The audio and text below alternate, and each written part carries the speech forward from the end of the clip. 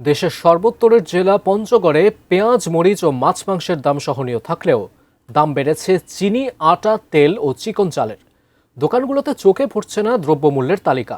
বাজার নিয়ন্ত্রণও নেই প্রশাসনের পর্যাপ্ত মনিটরিংও। বিস্তারিত জানাতে জেলার নগরকুমারী হাট থেকে সরাসরি যুক্ত হচ্ছেন প্রতিনিধি সিদ্ধান্ত কর্মকার। সিদ্ধার্থ, কি দেখতে পাচ্ছেন পঞ্চগড়ের আজকের বাজার পরিস্থিতি? বিস্তারিত জানাবেন।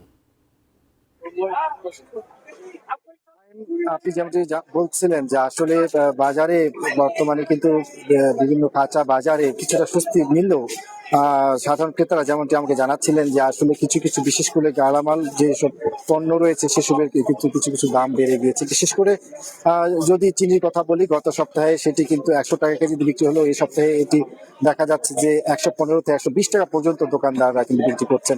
এবং এছাড়া আটা যেখানে গত সপ্তাহে 38 থেকে 40 টাকা দরে বিক্রি হচ্ছিল, সেটি কিন্তু 45 টাকা দরে কিনতে হচ্ছে।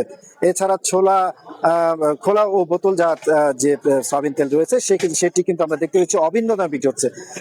200 টাকা পর্যন্ত কিন্তু লিটারে বিক্রি হচ্ছে এই খোলা সয়াবিন তেল, এবং যে বোতলজাত সয়াবিন তেল রয়েছে সেটি।